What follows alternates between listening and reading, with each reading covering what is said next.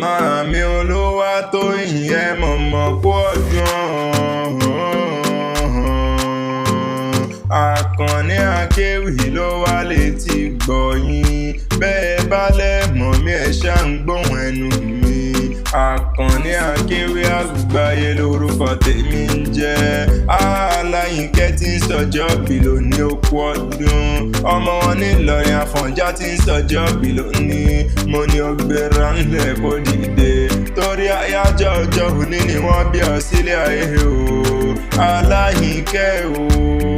Àyìnkẹ́ Adé dákun mọ́ fìwé lórí mi. Mọ̀mọ́ dákun mọ́ sọ pé mo bá ọ láyé mo pè ọ lórúkọ. Mèbí lórúkọ là á pọ̀ baládé o. Lórúkọ là á pè jù iye. Mèbí lórúkọ ni wọ́n ń pèrán bàbá tí wọ́n gbé bí ọlọ́mọ gangan ni.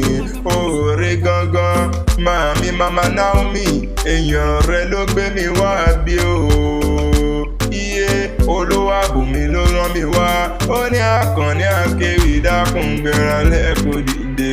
Wá bá ń kéènì mi dáadáa. Èèyàn pàtàkì tí mo bá ròde ni. Àmọ́lẹ́wà màmí Àyìnkẹ́ lẹ́yìn jẹ́gẹ́. Wọ́n á bí wà tútù bí àdàbà ṣá ni mo pé ó bá ń kí o. Àdùnmàdàn arẹwà lóbìnrin ni. Ọmọ kan bí ẹgbàágbèje olóríire aya ní í ṣe. Ayọ̀olúwa Káyọ̀dé Òṣìdípẹ̀ dákun mọ́ gbádùn tí ẹ̀ ò jàre ọdún ẹ̀ lóde. Àbùkù wá nìkan ọlọ́run ọba mi ò kú ní jẹ́ òkánjú kú. Èèlà ìhàláwòrán bí ọba mi ò ní jẹ́ òwáyà san. Iṣẹ́ rẹ̀ wá ní dojúró. Wàá mọ̀ rí ṣe ni òun ní mọ̀ sáré ọmọ. Òun ní kánjú kú nílé ayé tó wá. Wàá dàgbà wá bẹ́gbẹ́ pé àwọn ọ̀tá rẹ̀ wọn ò ní rojú ráyè.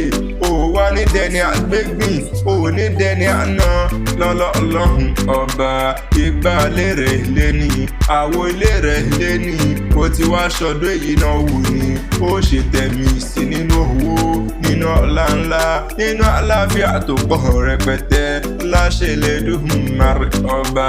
Ìlọ́wádìí àwọn bàbá rẹ̀. Olúwàbùnmi wá ní kí n bá ọ dẹnu gádé ní àwọn bàbá tí wọ́n gbé bí ọlọ́mọ gangan ni. Mèbí wọ́n lọ́mọ wọn ní Ilorin Afonja ẹ̀dọ́dọ̀ jùyọ̀ tí ń jẹ́ mọ́ ilé wa. Abílédè èso ní àtàràlẹ̀ ọ̀yàn. Ọmọ rílé onípẹ̀tẹ́ tí máa sọ ọ̀wọ́ ní èdè òpó láyé ájú aṣọ lè dìde àwọ̀. Mọ́lẹ́ni Afonja bá kó kan ní Ilorin kó kéré yára. Sàó lọ́tún àmọ́yọ̀ lọ sí o. Ọmọ akéwùgbẹ̀rọ ni ọmọ àṣàdúrà gbọ̀rẹ̀. Mèbí wọ́n lọ́mọ òpó kọ̀rọ̀bìtì èyí tí ń bẹ̀ lálẹ́ èdè ọ̀yàn.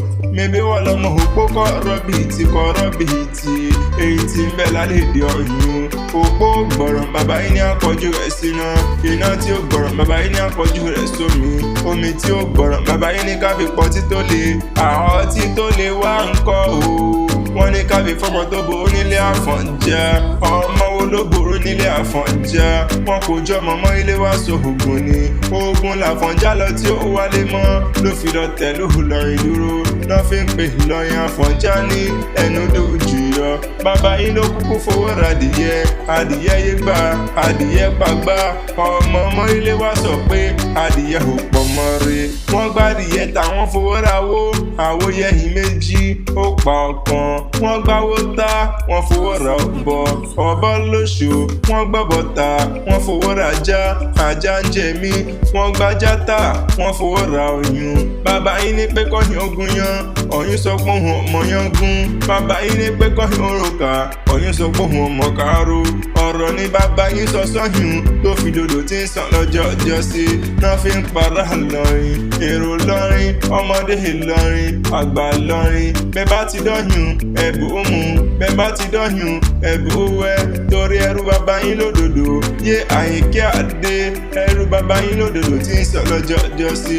Mo ló ti sọdún èyí náà. Kórè dákun kó jẹ́ òṣè mí sí.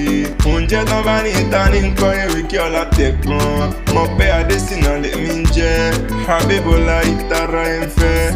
Akanni Akewi Agbaye lórúkọ tèmi.